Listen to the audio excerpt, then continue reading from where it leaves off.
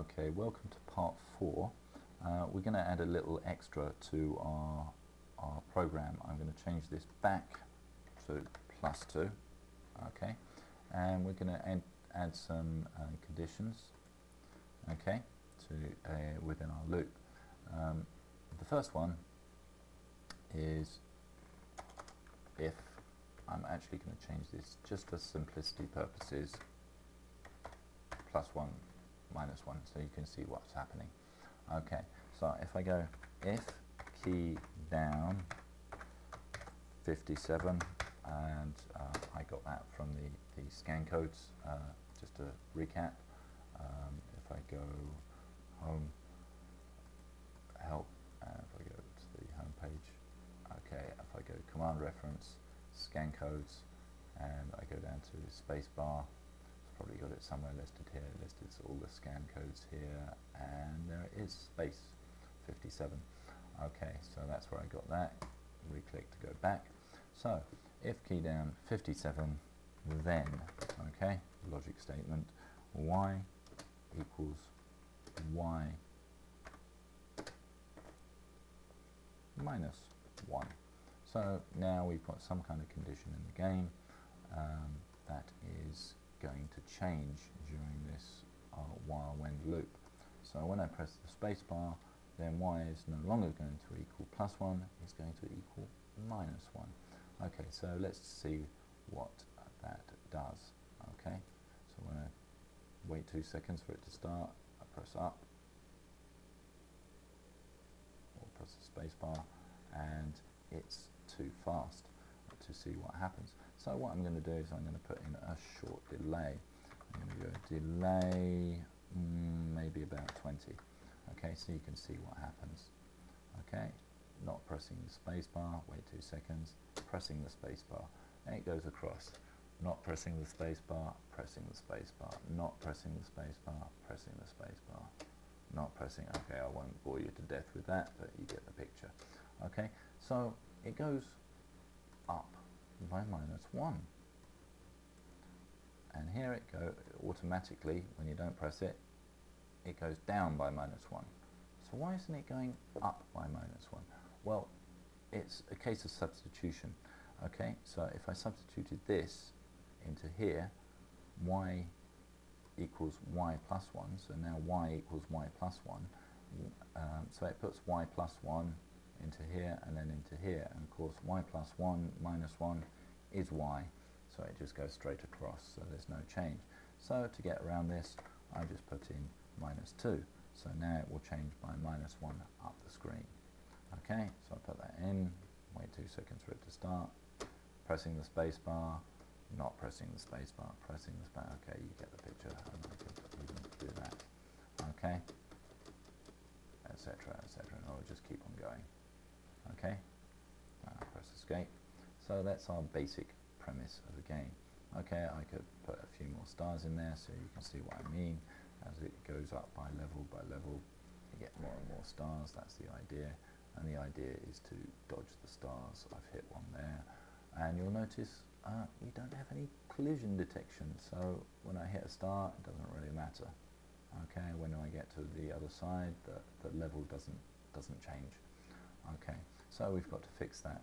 Also, I want to make it a little bit steeper, so I'm going to double these numbers so I get more play area. Okay, so it becomes a little bit more challenging because it's not at 45 degrees, it's probably around 30 degrees, and and this is with 50 stars. It's still showing level 1, but we will fix that. Okay, so I'm actually going to put that back to 10 stars. Okay, so that's a little bit basic. Basically, you've got the workings of a game, the very starts of a game. Okay, so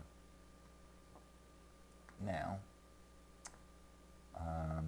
I want to say that if it reaches the other end of the screen, then the level goes up. Okay, so if x is larger than or equal to 640, then I'm going to tabulate this. If I want to specify more than one condition in an if-then statement, I use if, end if, and I put all my conditions that I want to execute at the same time in here. I'm going to indent it to make it look easier to read. So I want my number of stars to increase, so s equals s for the next level. Actually, we'll leave that out for the time being. Say level equals level plus 1. So when I reach the end of the screen, level goes up by 1. And also I want to put myself back at the start of the screen for the next level. Okay, so x equals x minus 640. So I end up just taking 640 off the x coordinate, and I end up back where I started. Okay, so I've got my delay of 10, when and end. Okay, so what this is going to do is going to go, when it goes off the edge of the screen one side, it's going to appear the other side, and the level is going to go up by 1. Okay, so let's see how that looks. Okay, and the delay is only 10 now, so it's going a lot faster. Okay, and it goes on the other side. Okay, so you notice we've got two problems here.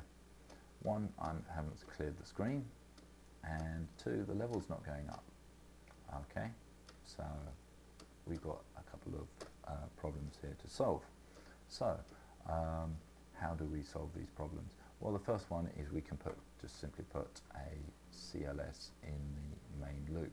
So after one not keyed down, we can put a clear screen, and that will solve our problems for that. But something else will happen. Now watch this. Okay, so there we have a problem, because it's cleared everything off the screen and we didn't want to do that. Okay, so all we've got is this tiny little rectangle bouncing up and down as I alternately press the space bar, toggle the space bar on and off. So we definitely don't want it there. Okay, so we want it to clear every single level. Okay, so now we need to make a loop for the level. Okay, so I'm going to call a go sub routine, which means a routine. So I go and I sub this in here, or substitute this in here, and next level.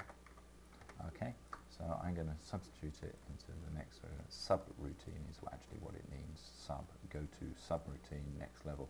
So we need to create a subroutine for the next level. Okay, so how would we do that? That's fairly straightforward. Well, the first thing I've got to do is create that label there, dot next level.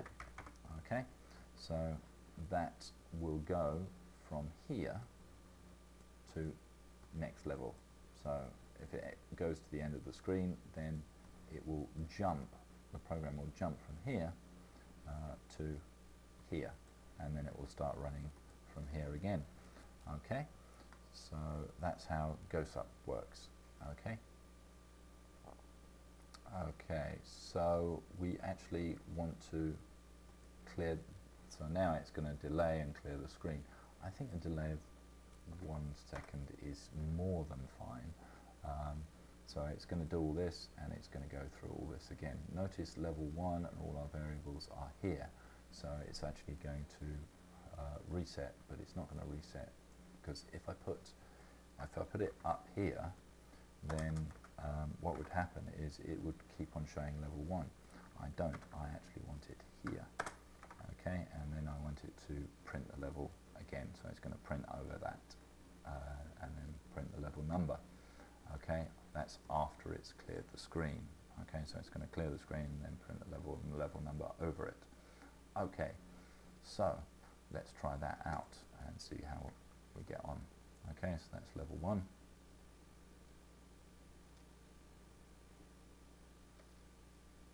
Level 2. Okay, you'll notice that the amount of stars are not increasing. So how do we fix that problem? Okay. We're also haven't added collision detection, but I will get into that in a minute. But as you can see, the levels are going up quite nicely. Okay, level 5, etc. And we just keep on going. It's always 10 stars though, which isn't very exciting.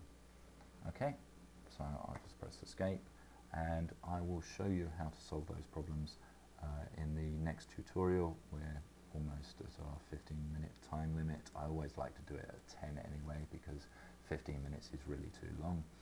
Okay, if you've got any questions or any comments, just comment me back in the comments below, and I'll see if I can get back to you and see if I can solve any problems that you might have. Okay, thanks for watching. Okay, thanks. Bye bye.